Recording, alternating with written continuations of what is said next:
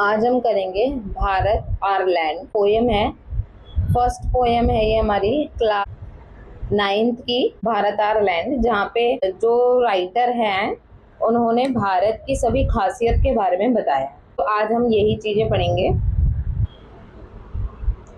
First lines है, the mighty Himavat arise, there is no equal anywhere on earth. सबसे पहली जो दो लाइनों में है वो हमने हिमालय के बारे में बात की है कि हमारे देश में महान और बहुत बड़ा हिमालय है। हिमालय सबसे ऊंचा और सबसे शक्तिशाली और सबसे सुंदर पर्वत है, और दूसरा, दुनिया में इसके अलावा और इसके जैसा दूसरा इतना बड़ा पर्वत कहीं भी नहीं है। नॉर्मल लैंग्वेज में कहें तो भारत के पास एक बहुत अच्छा और बड़ा और सुंदर एक प्राकृतिक पर्वत है जिसका नाम है हिमालय। दो लाइनों में गंगा की बात की गई है कि गंगा कितनी जेनरस है, गंगा रिवर कितनी जेनरस है, और वो लोगों के जो पाप है, जो चीजें हैं, उनको धोती है। तो कहा गया है, कवि कह रहा है गंगा नदी की प्रशंसा करते हुए कि वे गंगा जो बहुत ज्यादा उदार है, क्योंकि गंगा के पानी से लाखों करोड़ों लोग क्या करते हैं, अपने पाप धोते हैं, और गंगा का पानी बहुत ज़्यादा उनकी पूरी डेली लाइफ में इम्पोर्टेंट होता है। नॉर्मली कहें तो गंगा जैसी सुंदर और महान नदी दुनिया में और कोई भी नहीं है। कवि के अनुसार देखा जाए तो गंगा नदी अद्वितीय है। देन नेक्स्ट की दो लाइनों में हमारे उपनिषदों के बारे में कहा गया है, द सात उपनिषद आर आर्स। का मतलब ये है कि उपनिषद भारत के सबसे पुराने और बहुत इम्पोर्टेंट जो है वो है स्क्रिप्चर्स है, ग्रंथ हैं, जो कि बहुत ज़्यादा फेमस है। हमारे देश के पास इतने महान ज्ञान के उपनिषद हैं। कवि सेकंड लाइन में पूछ रहा है कि इतने महान और पवित्र उपनिषद आपको और कहाँ मिलेंगे। देन नेक्स्ट बोला गया है इन दो लाइंस में, एक सुनहरी भूमि, गोल्डन लैंड की बात की गई है, भूमि की बात की गई है। तो कवि कह रहा है कि भारत की जो भूमि है वो बहुत ज़्यादा सुनहरी है, बहुत ज़्यादा सुंदर है, और भारत की प्राकृतिक सुंदरता, ज्ञान, संस्कृति और परंपराओं में समृद्ध है। सुनहरी कैसे है, मतलब हम पे बहुत सारा ज्ञान है, हमारी परंपरा है और हमारी संस्कृति है। और देन वो पूछता है कि हमारे जैसे पियरलेस और प्रेज करने वाला देश आपको कहाँ मिलेगा।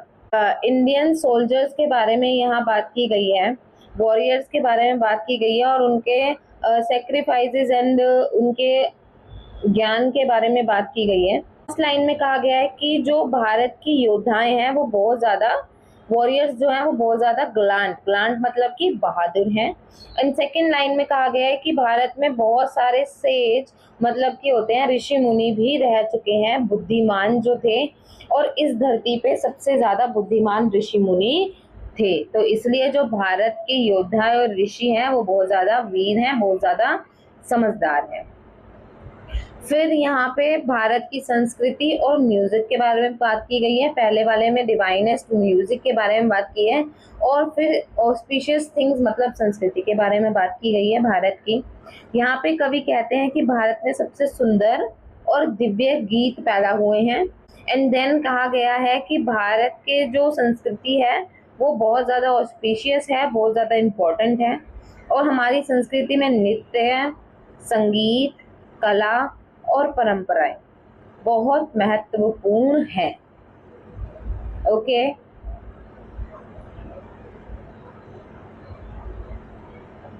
देन इन दो लाइंस में ब्रह्म ज्ञान के बारे में, मतलब कि बहुत ज्यादा आध्यात्मिक ज्ञान के बारे में बात की गई है कि भारत के लोगों में हमेशा ज्ञान होते हैं, ठीक है, सबसे ज्यादा नॉलेज इंडियंस के पास होती है, और जो हमारे बुद्धा थे वो नॉलेज का सागर थे, ठीक है, उनके पास परम ज्ञान था, और उनके जैसा ज्ञानी कोई भी नहीं हुआ है, और वो सदैव सच्चाई की राह पे चले हैं। और उन्होंने किन किन को सपोर्ट किया है, शांति को, करुणा को, सही जीवन जीने की कला को, और दुख से मुक्ति, ठीक है, का मार्ग बुद्धा ने चूज किया था।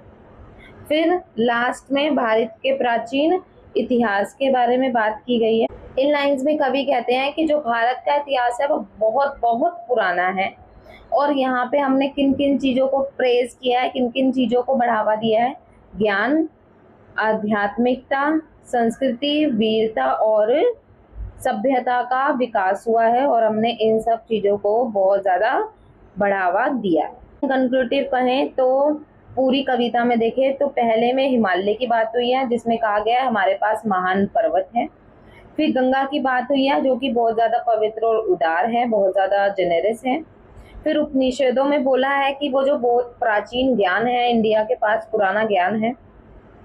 हमारे योद्धा बहुत वीर हैं, ऋषि मुनि बहुत ज़्यादा ज्ञानी और आध्यात्मिक थे। संगीत समृद्ध संस्कृति से जुड़ा हुआ है।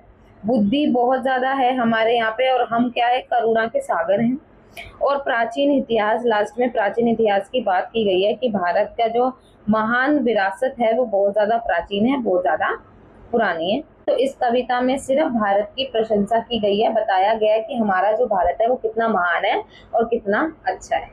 तो राइटर है सुब्रमण्यम भारती, जो कि बहुत अच्छे राइटर थे, और उन्होंने ये जो पोम है वो लिखी है।